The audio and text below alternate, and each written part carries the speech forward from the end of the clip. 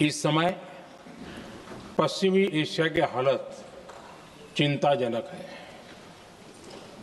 बीते 2-3 हफ्तों में जयशंकर जी ने और हरदीप पुरी जी ने इस विषय पर सदन को जरूरी जानकारी दी है। अब इस संकट को 3 सप्ताह से ज्यादा हो रहा है। इसका पूरे विश्व की अर्थव्यवस्था पर, लोगों के जीवन पर बहुत ही विपरीत असर हो रहा है। इसलिए पूरी दुनिया इस संकट के जल्द से जल्द समाधान के लिए सभी पक्षों से आग्रह भी कर रही है। अध्यक्ष महोदय, भारत के सामने भी इस युद्ध ने अप्रत्याशित चुनौतियां खड़ी कर दी हैं। ये चुनौतियां आर्थिक भी हैं, नेशनल सिक्योरिटी से जुड़ी भी हैं और मानवीय भी हैं। युद्धरत और युद्ध से प्रभावित देशों के साथ भारत के व्यापक व्यापारिक रिश्ते हैं। जिस क्षेत्र में युद्ध हो रहा है वो दुनिया के दूसरे देशों के साथ हमारे व्यापार का भी एक महत्वपूर्ण रास्ता है। विशेष रूप से कच्चे तेल और गैस की हमारी जरूरतों का एक बड़ा हिस्सा यही क्षेत्र पूरा करता है। हमारे लिए ये रीजन एक और कारण से भी अहम है। लगभग 1 करोड़ भारतीय खाड़ी देशों में रहते हैं और वहां काम करते हैं। वहां समंदर में जो कमर्शियल शिप चलते हैं उनमें भारतीय क्रू मेंबर्स की संख्या भी बहुत अधिक है। ऐसे अलग अलग कारणों के चलते भारत की चिंताएं स्वाभाविक रूप से अधिक है।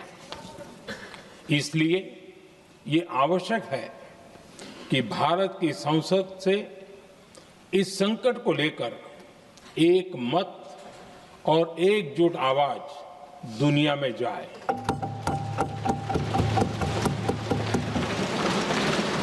अध्यक्ष जी, जब से ये युद्ध शुरू हुआ है तब से ही प्रभावित देशों में हर भारतीय को जरूरी मदद दी जा रही है। मैंने खुद पश्चिम एशिया के ज्यादातर देशों के राष्ट्राध्यक्षों के साथ 2 राउंड फोन पर बात की है। सभी ने भारतीयों की सुरक्षा का पूरा आश्वासन दिया है। दुर्भाग्य से इस दौरान कुछ लोगों की दुखद मृत्यु हुई है और कुछ घायल हुए हैं। ऐसे मुश्किल हालात में परिवारजनों को आवश्यक मदद दी जा रही है। जो घायल हैं उनका बेहतर इलाज सुनिश्चित कराया जा रहा है। अध्यक्ष जी, प्रभावित देशों में हमारे जितने भी मिशन हैं वो निरंतर भारतीयों की मदद करने में जुटे हैं। वहां काम करने वाले भारतीय हो या फिर जो टूरिस्ट वहां गए हैं, सभी को हर संभव मदद दी जा रही है। हमारे मिशन नियमित रूप से एडवाइजरी जारी कर रहे हैं। यहां भारत में और अन्य प्रभावित देशों में 24/7 कंट्रोल रूम और आपातकालीन हेल्पलाइन स्थापित की गई है। इनके माध्यम से सभी प्रभावितों को त्वरित जानकारी दी जा रही है।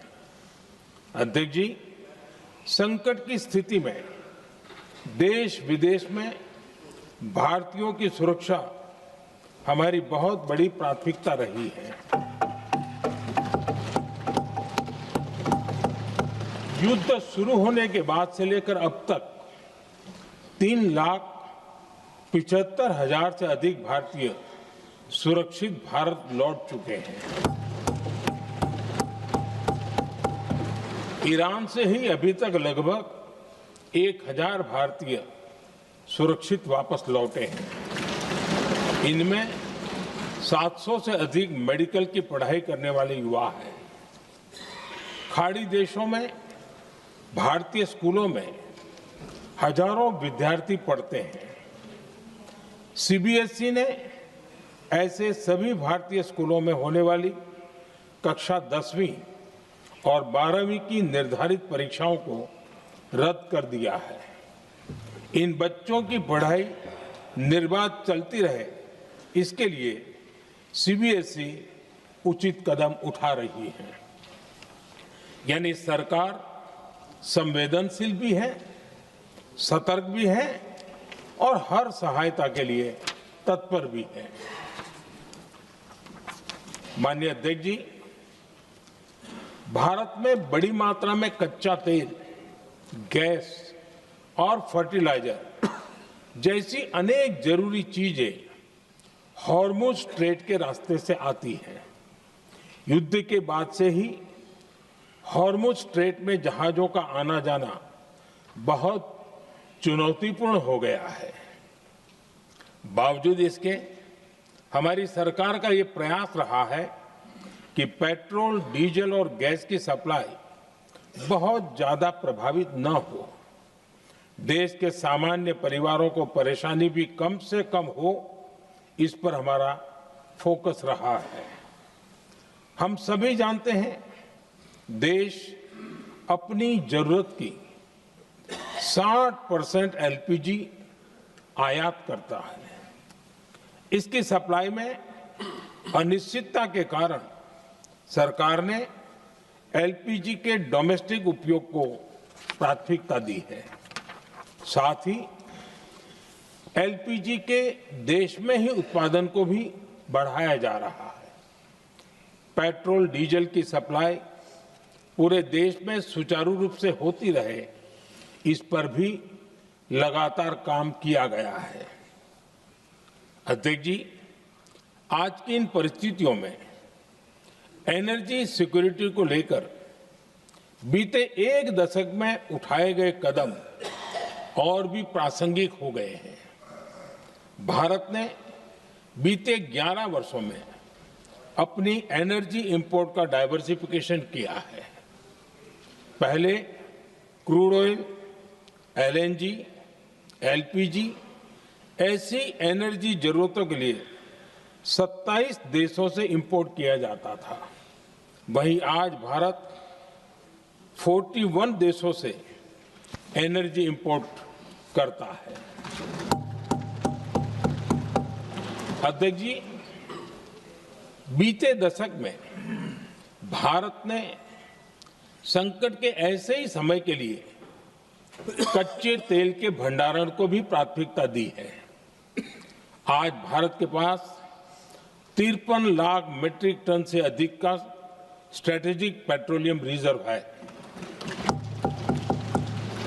और 65 लाख मीट्रिक टन से अधिक के रिजर्व की व्यवस्था पर देश काम कर रहा है।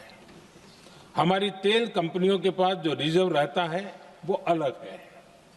बीते 11 वर्षों में हमारी रिफाइनिंग कैपेसिटी में भी उल्लेखनीय वृद्धि हुई है।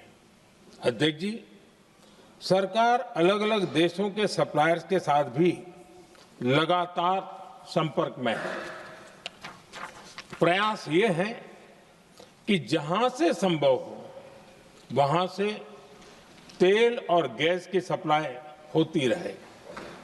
भारत सरकार गल्फ और आसपास के शिपिंग रूट्स पर निरंतर नजर बनाए हुए है। हमारा प्रयास है कि तेल हो, गैस हो, फर्टिलाइजर हो, ऐसे हर जरूरी सामान से जुड़े जहाज भारत तक सुरक्षित पहुंचे। हम अपने सभी वैश्विक सहयोगियों के साथ निरंतर संवाद कर रहे हैं ताकि हमारे मैरीटाइम कॉरिडोर सुरक्षित रहे। ऐसे प्रयासों के कारण बीते दिनों हॉर्मुज स्ट्रेट में फंसे हमारे कई जहाज भारत आए भी हैं। अध्यक्ष जी, संकट के इस समय में देश की एक और तैयारी भी बहुत काम आ रही है। पिछले 10-11 साल में इथेनॉल के उत्पादन और उसकी ब्लेंडिंग पर अभूतपूर्व काम हुआ है। एक दशक पहले तक देश में सिर्फ 1-1.5% इथेनॉल ब्लेंडिंग कैपेसिटी थी। आज हम पेट्रोल में 20% इथेनॉल ब्लेंडिंग के करीब पहुंच रहे हैं। इसके कारण प्रति वर्ष करीब 4.5 करोड़ बैरल कम ऑयल इंपोर्ट करना पड़ रहा है। ऐसे ही रेलवे के बिजलीकरण से भी बहुत बड़ा फायदा हो रहा है। अगर रेलवे का इतना बिजलीकरण न होता तो हर साल करीब 180 करोड़ लीटर डीजल अतिरिक्त लगता। ऐसे ही हमने मेट्रो का नेटवर्क बढ़ाया है। 2014 में जहां देश में मेट्रो नेटवर्क 250 किलोमीटर से भी कम था, आज ये बढ़कर करीब 1100 किलोमीटर हो गया है। हमने इलेक्ट्रिक मोबिलिटी पर बहुत अधिक बल दिया। केंद्र सरकार ने राज्यों को 15,000 इलेक्ट्रिक बसें चलाने के लिए दी हैं। आज जिस स्केल पर वैकल्पिक ईंधन पर काम हो रहा है, उससे भारत का भविष्य और सुरक्षित होगा।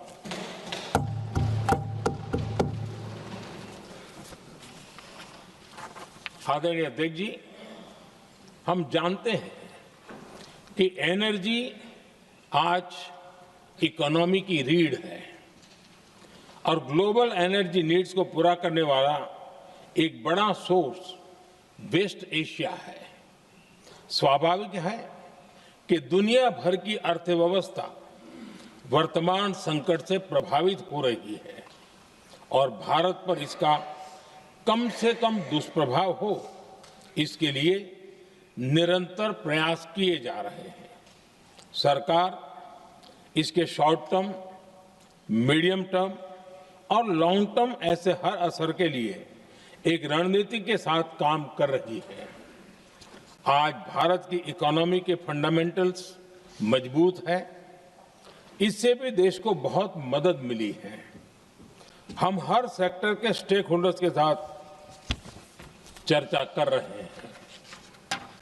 जहां भी जरूरत है उस सेक्टर को आवश्यक सपोर्ट दिया जा रहा है। भारत सरकार ने एक इंटर मिनिस्ट्रियल ग्रुप भी बनाया है।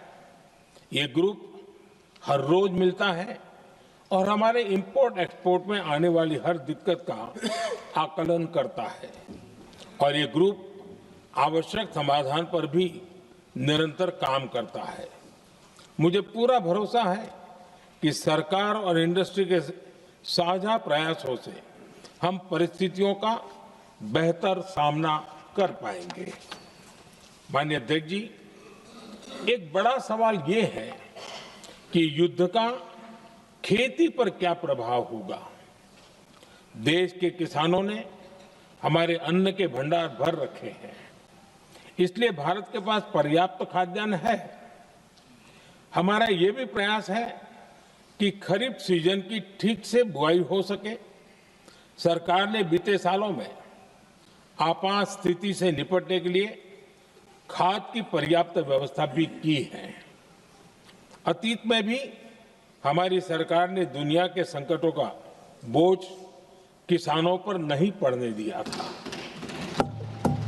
कोरोना और उस समय के उद्योग के दौरान उस समय भी ग्लोबल सप्लाई चेन में डिस्ट्रप्शन आ गई थी। दुनिया के बाजार में यूरिया की एक बोरी 3,000 रुपये तक पहुंच गई, लेकिन भारत के किसानों को वही बोरी 300 रुपये से भी कम कीमत में उपलब्ध कराई गई। अध्यक्ष जी, देश के किसानों को इस प्रकार के संकटों से बचाने के लिए भी बीते वर्षों में अनेक कदम उठाए गए हैं। पिछले एक दशक में देश में 6 यूरिया प्लांट शुरू किए गए हैं। इससे सालाना 76 लाख मैट्रिक टन से अधिक की यूरिया प्रोडक्शन कैपेसिटी जुड़ी है। इस दौरान डीएपी और एनपीकेएस जैसी खाद का घरेलू उत्पादन भी करीब 50 लाख मैट्रिक टन बढ़ाया गया है। इतना ही नहीं, तेल और गैस की तरह खाद के आयात को भी डाइवर्सिफाई किया गया है। ऐसे ही डीएपी और एनपीके के आयात के लिए भी हमने अपने विकल्पों को विस्तार किया है। अध्यक्ष जी, सरकार ने देश के किसानों को made in India nano urea का विकल्प भी दिया है। सरकार किसानों को प्राकृतिक खेती के लिए भी प्रोत्साहित कर रही है। पीएम कुसुम योजना के तहत किसानों को 22 लाख से ज्यादा सोलर पंप दिए गए हैं। इससे भी डीजल पर उनकी निर्भरता कम हुई है। मैं सदन के माध्यम से देश के किसानों को विश्वास दिलाता हूं कि सरकार किसानों की हर संभव मदद करती रहेगी। आदरणीय अध्यक्ष जी, युद्ध का एक बहुत बड़ा चैलेंज ये भी है कि भारत में गर्मी का मौसम शुरू हो रहा है। आने वाले समय में बढ़ती गर्मी के साथ बिजली की डिमांड बढ़ती जाएगी। फिलहाल देश के सभी पावर प्लांट्स के पर्याप्त कोल स्टॉक्स उपलब्ध है। भारत ने लगातार दूसरे साल 100 करोड़ टन कोयला उत्पादन करने का रिकॉर्ड बनाया है। पावर जनरेशन से लेकर पावर सप्लाई तक के हमारे सभी सिस्टम की निरंतर मॉनिटरिंग भी की जा रही है और सरकार की तैयारियां उसको रिन्यूएबल एनर्जी से भी मदद मिली है। बीते दशक में रिन्यूएबल एनर्जी की तरफ देश ने बड़े कदम उठाए हैं। आज हमारी total install power generation capacity का आधा हिस्सा रिन्यूएबल सोर्स से आता है। हमारी कुल रिन्यूएबल क्षमता आज 250 गीगावाट के ऐतिहासिक आंकड़े को पार कर गई है। बीते 11 वर्षों में देश ने अपनी सोलर पावर कैपेसिटी करीब 3 गीगावाट से बढ़ाकर 140 गीगावाट तक पहुंचाई है। बीते वर्षों में देश में करीब 40 लाख रूफटॉप सोलर लगे हैं। इसमें पीएम सूर्यघर मुफ्त बिजली योजना से भी लोगों को काफी मदद मिली है। गोवर्धन योजना के तहत देश में आज 200 कॉम्प्रेस्ड बायोगैस प्लांट भी काम करना शुरू कर चुके हैं। ये सारे प्रयास आज देश के बहुत काम आ रहे हैं। सरकार ने भविष्य की तैयारी और बढ़ाते हुए शांति एक्ट माध्यम से देश में न्यूक्लियर एनर्जी के उत्पादन को भी प्रोत्साहित किया है। कुछ ही दिन पहले small hydro power development scheme को भी हरी झंडी दी गई है, जिससे अगले 5 वर्षों में 1500 मेगावाट नई हाइड्रो पावर कैपेसिटी जोड़ी जाएगी। आदरणीय अध्यक्ष जी, जहां तक डिप्लोमेसी की बात है, भारत की भूमिका स्पष्ट है। शुरुआत से ही हमने इस संघर्ष को लेकर अपनी गहरी चिंता व्यक्त की है। मैंने स्वयं भी पश्चिम एशिया की सभी संबंधित नेताओं से बातचीत की है। मैंने सभी से तनाव को कम करने और इस संघर्ष को खत्म करने का आग्रह किया है। भारत ने नागरिकों, एनर्जी और ट्रांसपोर्ट से जुड़े इंफ्रास्ट्रक्चर पर हमलों का विरोध किया है। कमर्शियल जहाजों पर हमला और हॉर्मुज स्ट्रेट जैसे अंतर्राष्ट्रीय जलमार्ग में रुकावट अस्वीकार्य है। भारत डिप्लोमेसी के जरिए युद्ध के इस माहौल में भी भारतीय जहाजों के सुरक्षित आवागमन के लिए निरंतर प्रयास कर रहा है। अध्यक्ष महोदय, भारत हमेशा से ही मानवता के हित में और शांति के पक्ष में अपनी आवाज उठाता रहा है। मैं फिर कहूंगा कि बातचीत और कूटनीति ही इस समस्या का समाधान है। हमारे हर प्रयास तनाव को कम करने, इस संघर्ष को समाप्त करने के लिए है। इस युद्ध में किसी के भी जीवन पर संकट मानवता के हित में नहीं है। इसलिए भारत का प्रयास सभी पक्षों को जल्द से जल्द शांतिपूर्ण समाधान के लिए प्रोत्साहित करने का है। अध्यक्ष जी, जब ऐसे संकट आते हैं तो कुछ तत्व इसका गलत फायदा उठाने की कोशिश भी करते हैं। इसलिए कानून व्यवस्था सुनिश्चित करने वाली सभी एजेंसियों को अलर्ट पर रखा गया है।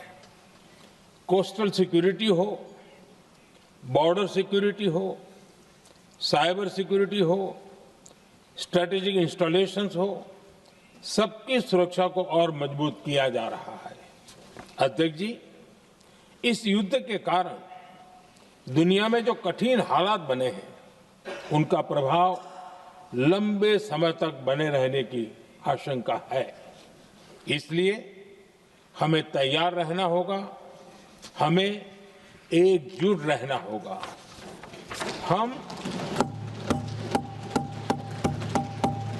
हम कोरोना के समय भी एकजुटता से ऐसी चुनौतियों का सामना कर चुके हैं। अब हमें फिर से उसी तरह तैयार रहने की आवश्यकता है। धीरज के साथ, संयम के साथ, शांत मन से हमें हर चुनौती का मुकाबला करना है और यही हमारी पहचान है, यही हमारी ताकत है। और हां, हमें बहुत सावधान और सतर्क भी रहना है। हालात का फायदा उठाने वाले झूठ फैलाने का प्रयास करेंगे, ऐसे लोगों की कोशिशों को सफल नहीं होने देना है। मैं देश की सभी राज्य सरकारों से भी इस सदन के माध्यम से आग्रह करूंगा, ऐसे समय में कालाबाजारी करने वाले, जमाखोरी करने वाले एक्टिव हो जाते हैं। इसके लिए कड़ी मॉनिटरिंग जरूरी है। जहां से भी ऐसी शिकायतें आती हैं, वहां त्वरित कार्रवाई होनी चाहिए। देश की हर सरकार और देश का हर नागरिक जब मिलकर चलेंगे तो हम हर चुनौती को चुनौती दे सकते हैं। इसी आग्रह के साथ मैं अपना वक्तव्य समाप्त करता हूं। बहुत बहुत धन्यवाद।